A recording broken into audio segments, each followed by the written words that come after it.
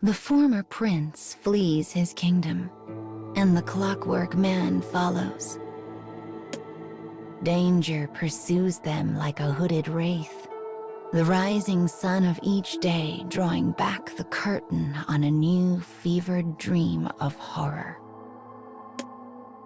This day, the pair finds themselves in the ruins of a castle, the former stronghold of a once proud nation that now lies forgotten on the ash heap of history.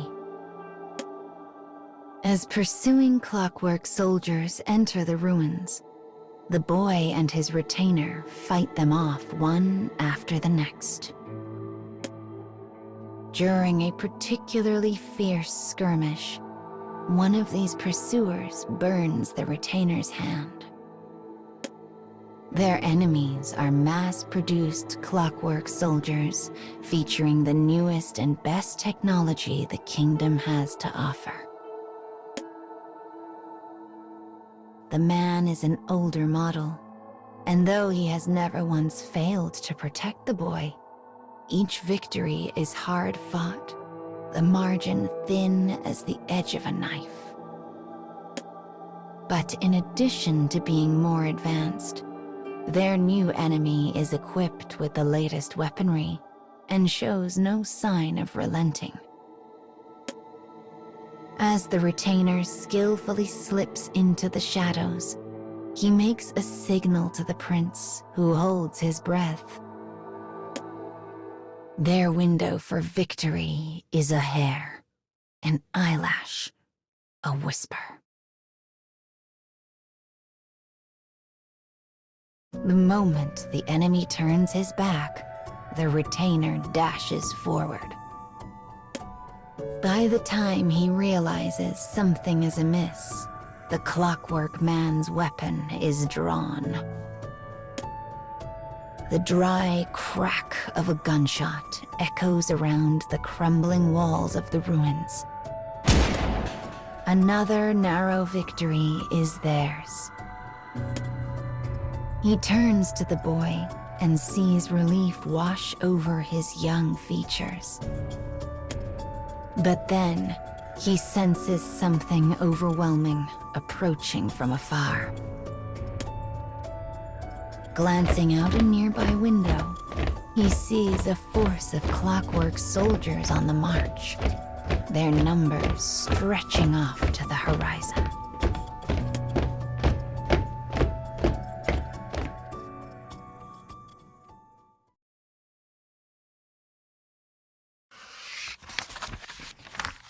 The former prince and the clockwork man hide themselves near the castle rear gate to discuss strategy. The man suggests a ruse wherein he draws the enemy's attention so the boy might escape. But the prince will not hear of it. No, I won't leave you to die. We fight together.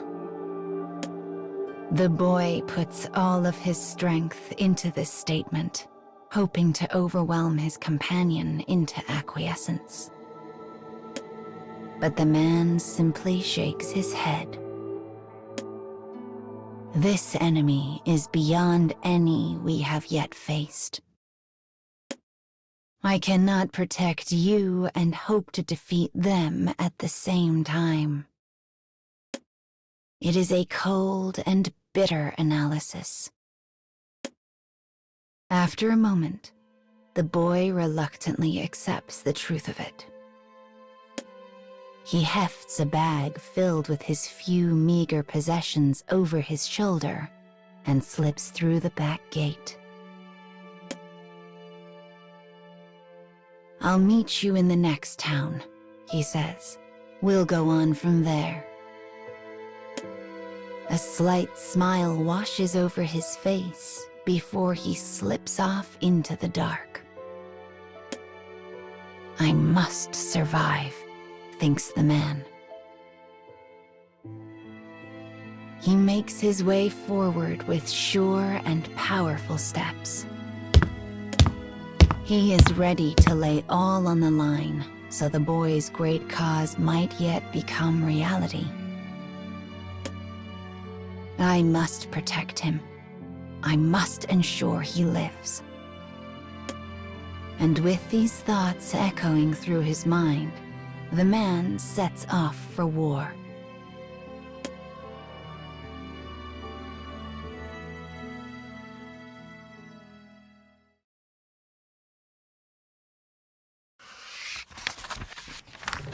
The castle ruins are a fog of gunpowder haze and flying lead.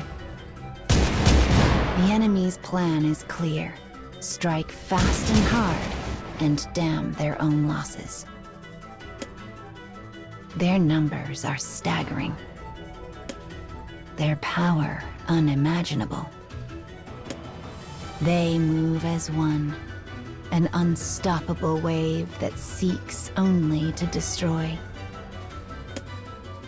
Bullets enough to blot out the sun fly over the man's position without pause.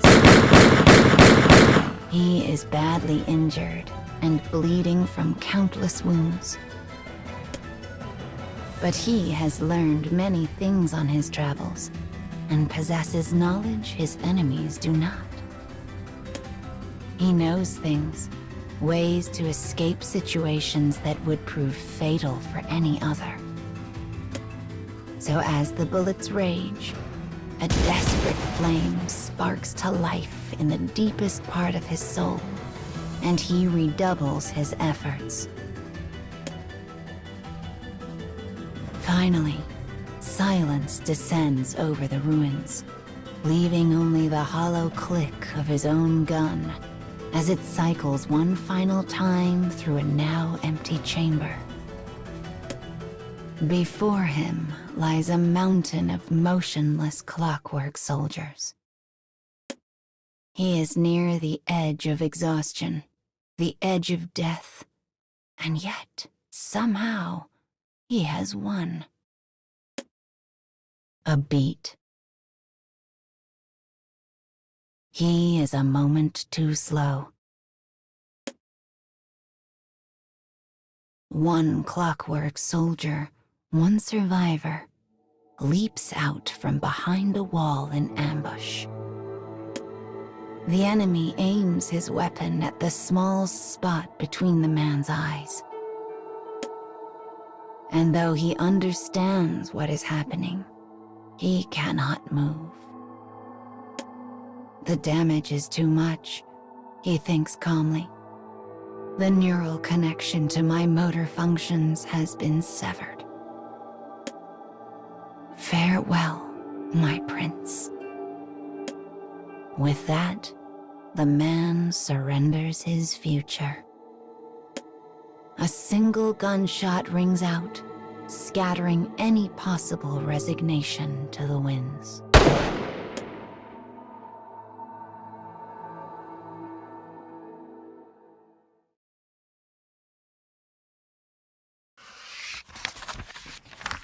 The bullet leaves the chamber and enters the heart. The heart of the enemy who had ambushed the Clockwork Man. The enemy staggers, confused. For the shot that had laid him low came from the weapon of the young prince. In his hand is one of the man's spare guns, which had been placed in the bag some time before. As shock and relief flood through the Clockwork Man, he finds his legs will no longer obey. He feels himself falling to the earth. But then the boy has him. "You've always been the one supporting me," says the young prince. "It's time for me to return the favor." His voice is a transient whisper. The man attempts to speak, but the words refuse to make the journey from mind to mouth. Why, he thinks. Why did you come back? In all of the man's planning, he never once considered that his young charge might return. But when he heard that single shot ring out, he knew instantly in his heart what had transpired. As he holds on to consciousness, the man realizes something. Though he had chosen to protect the boy, he still subconsciously trusted and relied on the prince's strength and judgment. He turns this thought over and over in his mind. How had he been able to defeat such an overwhelming enemy? How did he possibly emerge victorious over the newest models of soldiers? But no matter how hard he thinks, the answers elude him. The bond between him and the boy is a thing beyond battlefield calculation. And perhaps that is precisely what he must protect. The precious bond that exists in the gossamer moment between past and future. "Come on," says the boy. "Time to rest." Though his thin arms and legs tremble, the boy continues to support his clockwork companion. And as the man leans into his shoulder, he sees the boy's smile return, one that seems likely to echo on into infinity.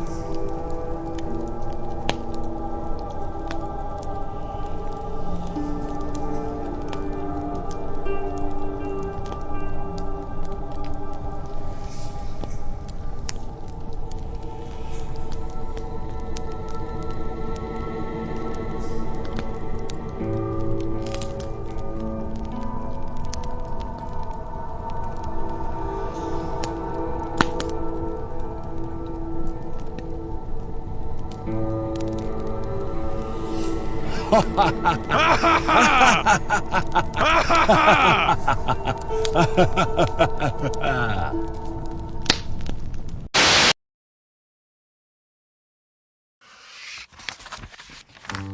boy of royal blood wanders the land after being exiled from the kingdom of his birth. His clockwork attendant is forever at his side. On this particular day, they come across a small village. But as they move to enter it, trouble begins to brew. Villagers emerge from their homes and immediately surround the pair. Pursuers from the kingdom, thinks the boy. But how did they manage to find us in such an out-of-the-way place? As the boy shifts nervously, the clockwork man drops a hand to the revolver at his side. But after a moment, it becomes clear the villagers have no idea who they are. Then why do they seem so worried? What are they afraid of? The boy asks the villagers to tell him of their problems, and quickly learns he is in the red area of the village, an area eternally at war with the green. They do not know when this conflict started. They do not know why this conflict started. They know only that it is. This war is an unending legacy, passed down from one generation to the next. We should go, the attendant says to the boy. This is not our fight. Yet, the boy does not move.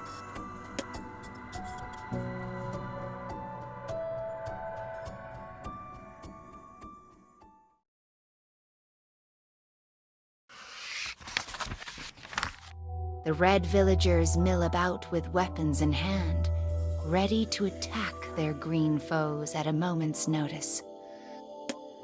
But just when it seems conflict is inevitable, the boy speaks.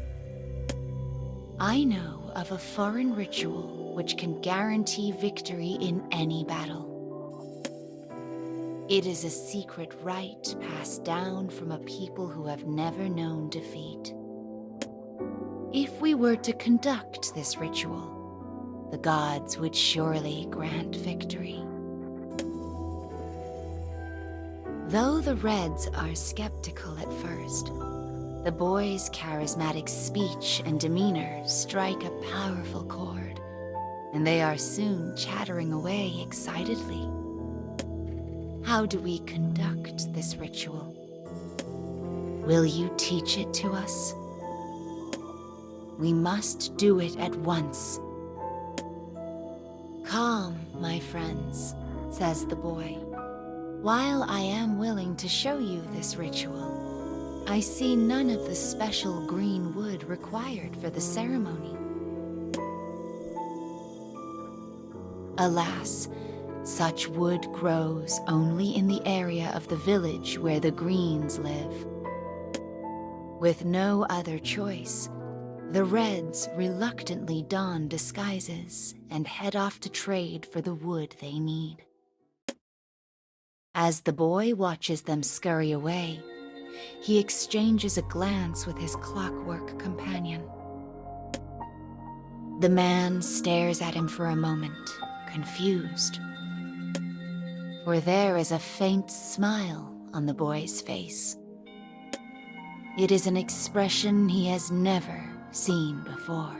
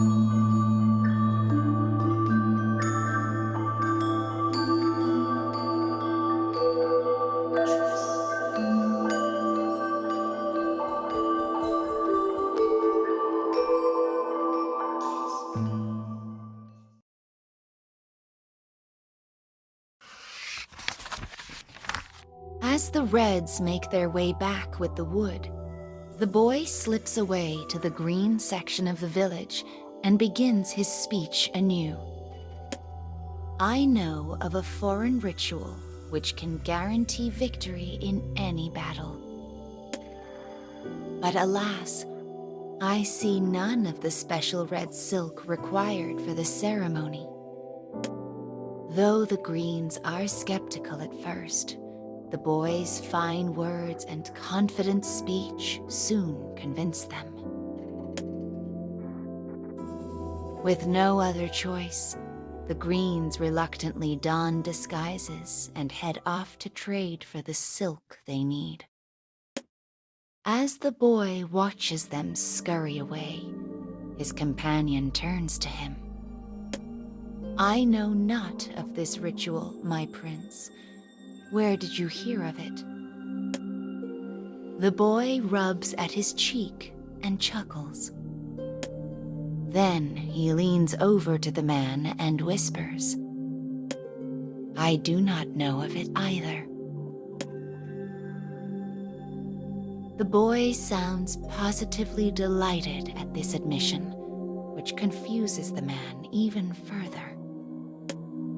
And as he gazes at his companion's bewildered expression, the boy's smile grows even larger.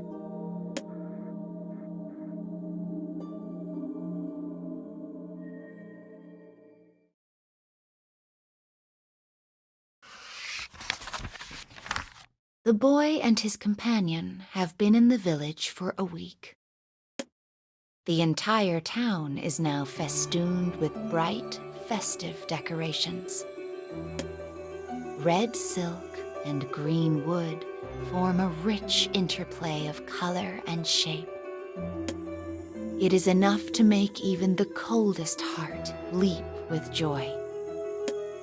From a distance, the boy and his companion watch the village's transformation.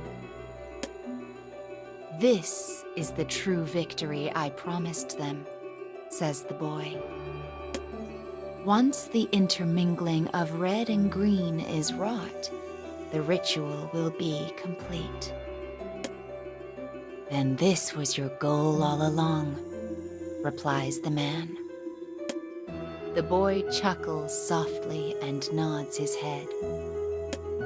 It is so much more beautiful this way, don't you think? But then, the reds and greens begin to quarrel. Our decorations are the finest, says a red. No, replies a green. Ours are clearly the most beautiful of all. Though voices are raised, it does not lead to violence, for neither side carries a weapon. Instead of warring, the argument turns to a discussion about how both sides can make the decorations even better. As they confer, a pair of smiling children race past, shrieking with delight at some invented game. One red, one green, yet both enjoying the ritual with their newfound friend. And though the boy caused all this to happen, not a single person comes to offer him thanks for his actions. Are you all right with this, my prince? Asks the clockwork man. The boy nods in the gathering dusk, his mind awhirl with possibility. Perhaps he can replicate what happened here within his own kingdom. This is his sweet and painful hope. After a moment, he turns his back on the village and begins to walk. His attendant silently follows. The clockwork man ponders the future of the village. He knows they may once again pick up their weapons and war with one another. But their children now know a world where colors blend. And those children will live on.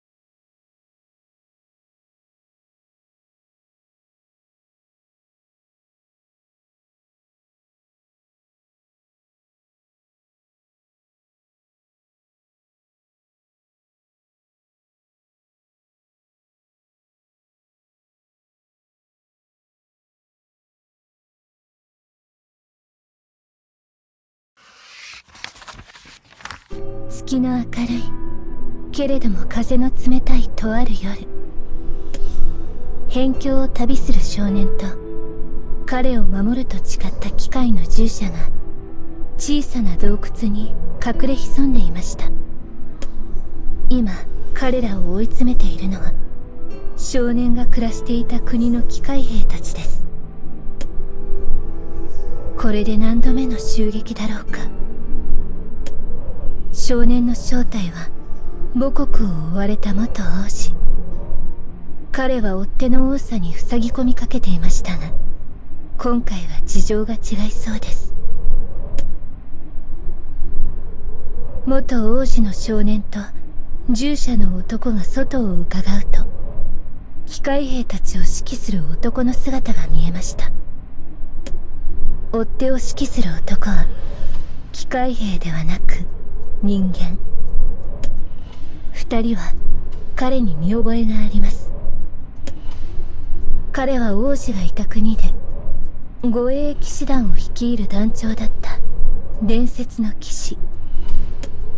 年齢が理由で一線を退き、若い騎士の指南役に徹しているはずです。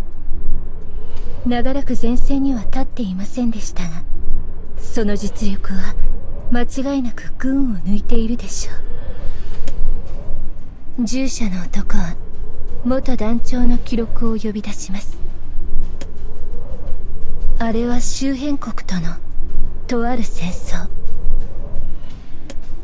元団長が率いる精鋭部隊に配属された時の記録。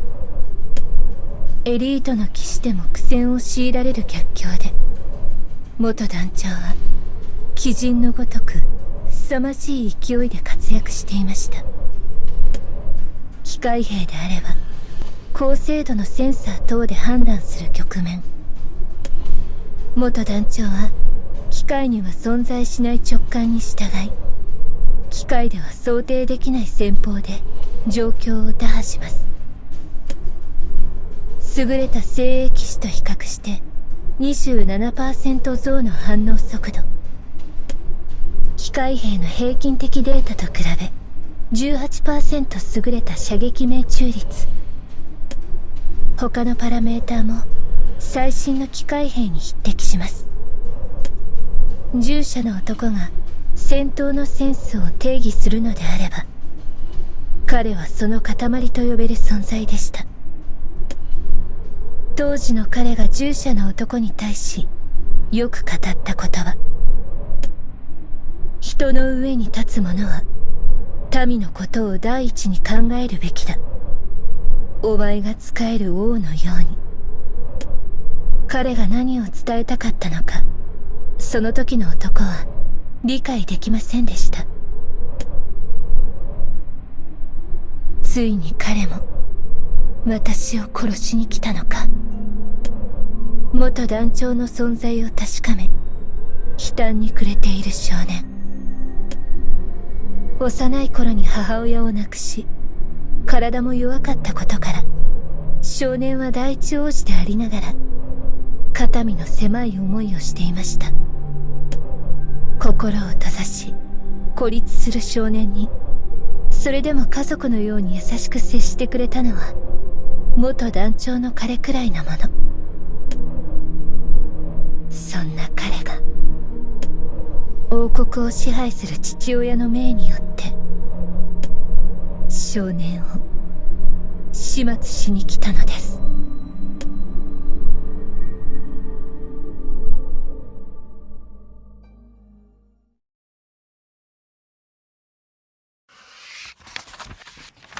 王国の追っ手である元騎士団長から逃げ、隠れていた洞窟を抜ける元王子の少年と従者の男。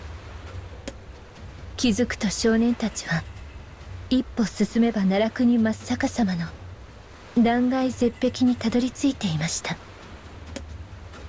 追いつかれてしまった少年たちは機械兵と交戦せざるを得ません。そして今、少年の前に元団長が迫ります。少年は元団長によってあっという間に崖際まで追い詰められました。従者である男が主を守るため元団長の前に立ちふさがります。少しでも足を踏み外せば終わり。絶体絶命の危機に必死で呼吸を落ち着かせる少年。すると元団長が突然武器を下げて言いました。これが最後の機会です、王子。今なら王国に戻ってやり直せます。冷静に穏やかに、かつての彼のように優しい幼い少年をなだめる声です。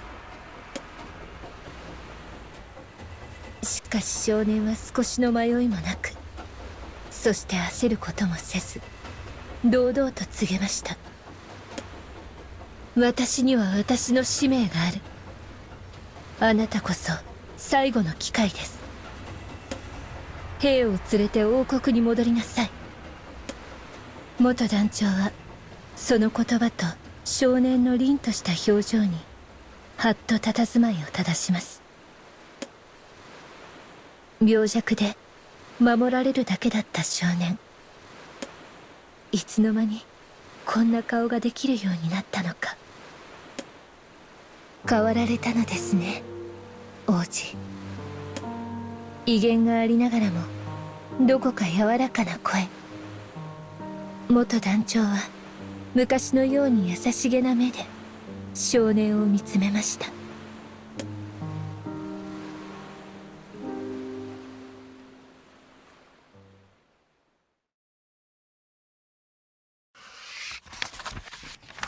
元王子の少年が元団長と見つめ合っているその時、突然機械兵の一人がはっきりと明瞭な声で宣言しました。王の命により内部の不穏分子を抹殺する。他の機械兵たちも同じように同じ小姉で冷たく宣言します。どういうことなのか。元王子の少年が混乱しながら疑問を口にすると、機械兵たちはプログラムに従い、この作戦の真の目的を語り始めました。元団長が王国への裏切りの意志を持っていること、その意志を知った王が少年と従者の男もろとも元団長を密かに抹殺しろと機械兵に命令した事実を、元団長は最初から敵ではなかったのです。機械兵たちの武器の銃口が、切っ先が一斉に元団長の方を向きました。まずは手だれの元団長を仕留めようと機械兵たちは画策したようです。覚悟していたのか、まるで動じない元団長。しかし危機を察した少年はとっさに従者の男へ命じました。彼を守って。その言葉を聞いた従者の男は瞬時に体勢を変えます。元団長の男と共闘し、この場を脱するための体勢に。機械兵が発砲し、その弾が元団長の体に命中しました。しかし元団長と従者の男は飛び出すように駆け出し、長年の相棒であるかのような連携で機械兵たちを始末していきます。嵐のようでした。そんな中で従者の男は不思議な高揚感に包まれています。本来は戦闘兵器として製造された男、その自分と互角かそれ以上の戦闘力を持つ人間との久方ぶりの共闘。機械の心であろうとこの高ぶりは抑えられません。元団長と従者の男は絶妙のコンビネーションで機械兵たちをなぎ倒していきます。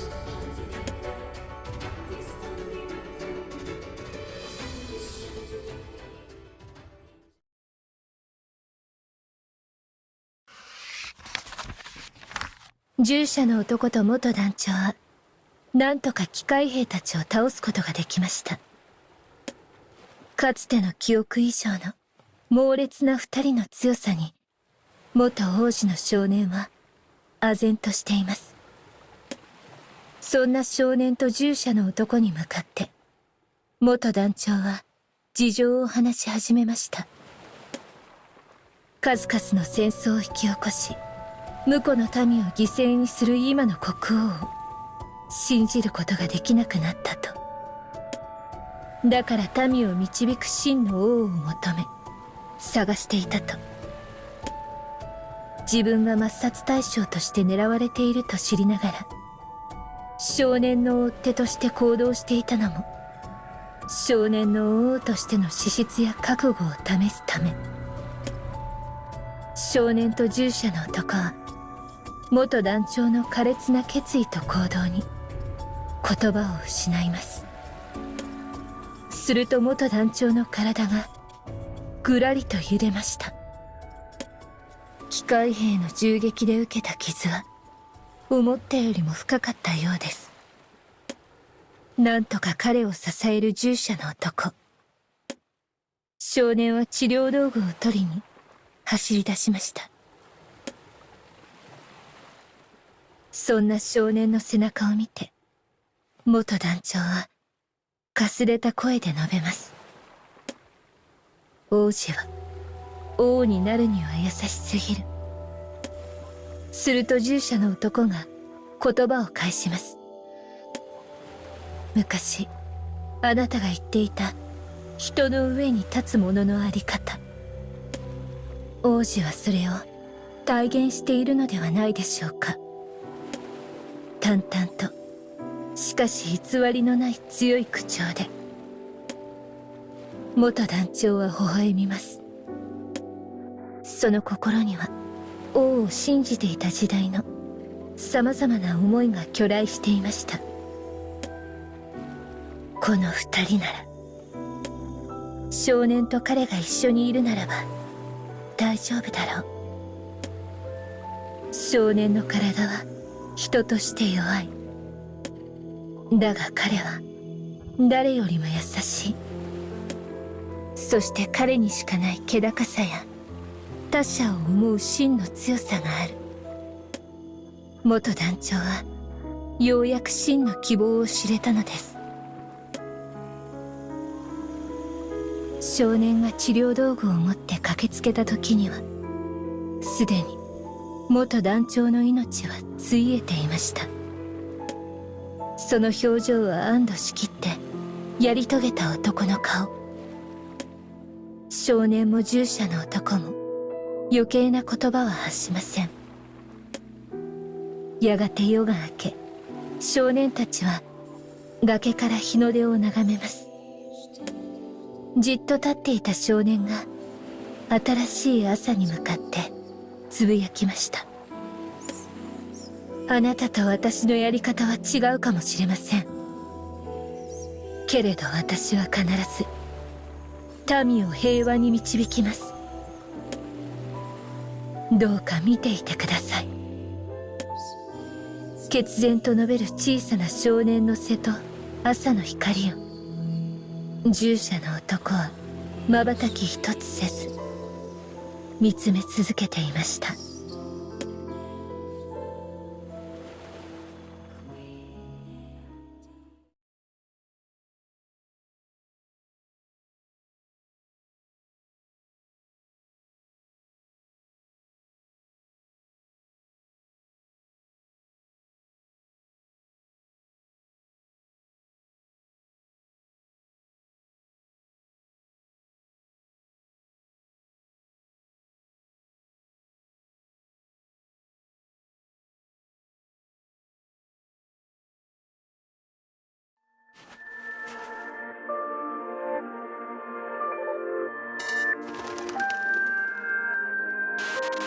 How do you fare, my prince?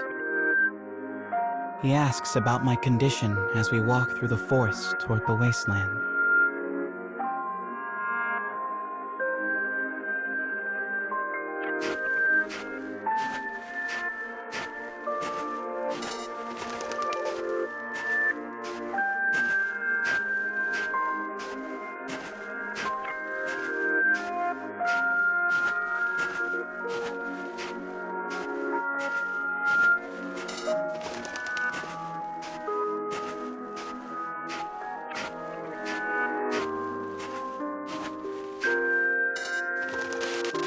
Well enough, I say as I glance in his direction.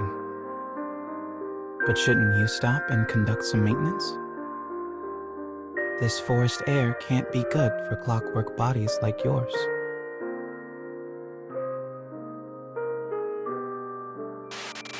All is in good order, my prince.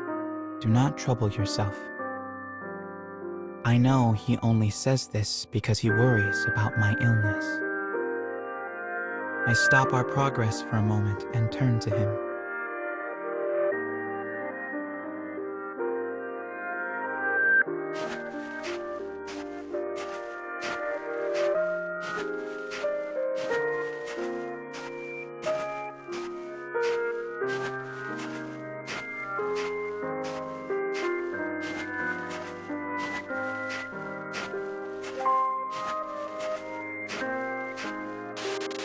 And what if a fight finds us?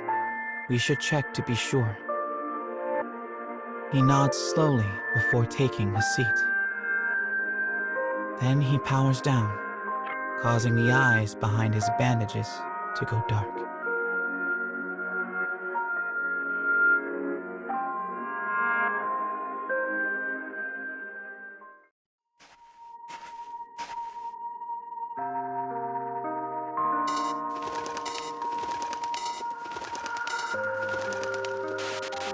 It's so much easier to start a war than stop one.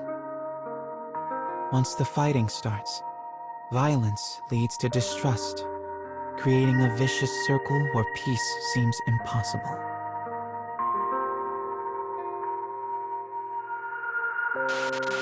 This is why we are currently traveling from country to country to create a third power which might mediate negotiations and find a way to lead us out of this bloody war.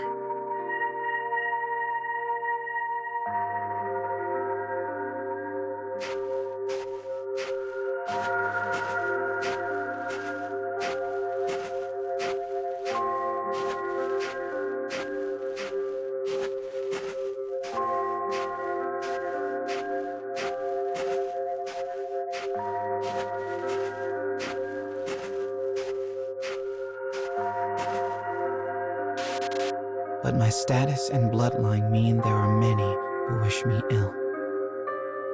Thankfully, my companion has saved my life time and again.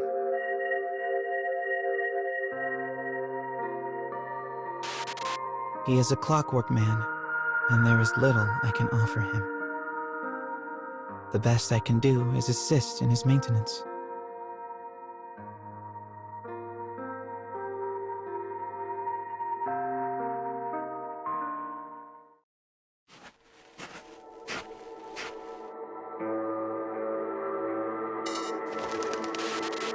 I feel a tightness in my chest. My body grows heavy.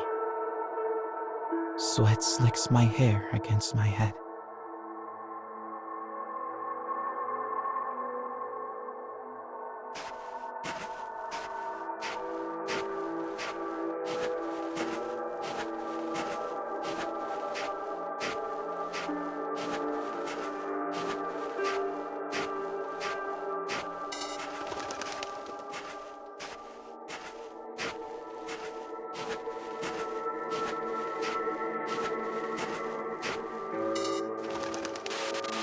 It's clear my illness plans to claim me, one way or the other. Stifling a cough, I retrieve a bottle from an inner pocket.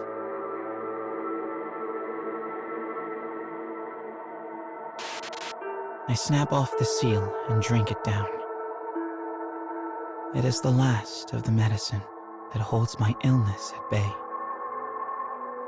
Once it wears off, I will know how bad my condition truly is.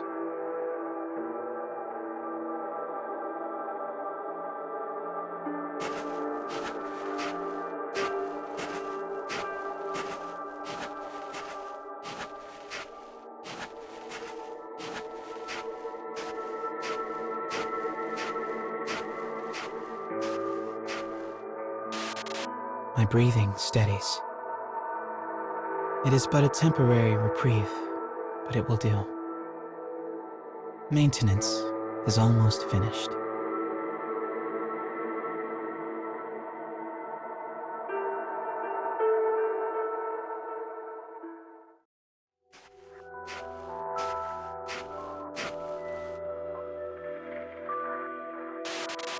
I return the empty bottle to the same pocket I took it from, and wait for my guardian to wake up.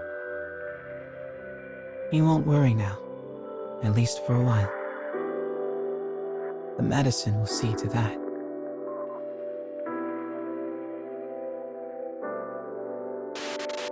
I can't afford to show him my true pain. And besides, it's not like I'm going to get better.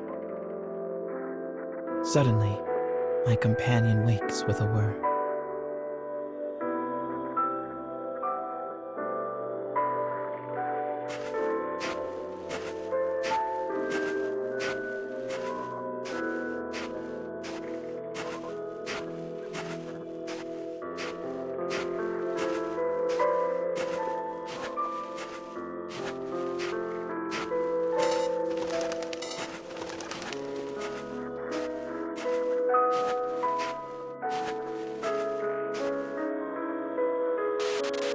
I'm operating well, he says. Thank you. Glad to hear it, I reply softly. Let's keep going. Yes, my prince.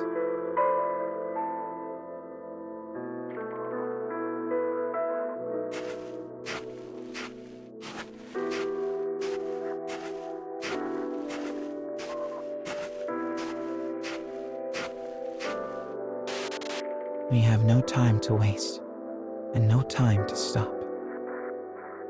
That is why I decided to continue with the lie. It's the right thing to do. I know it is.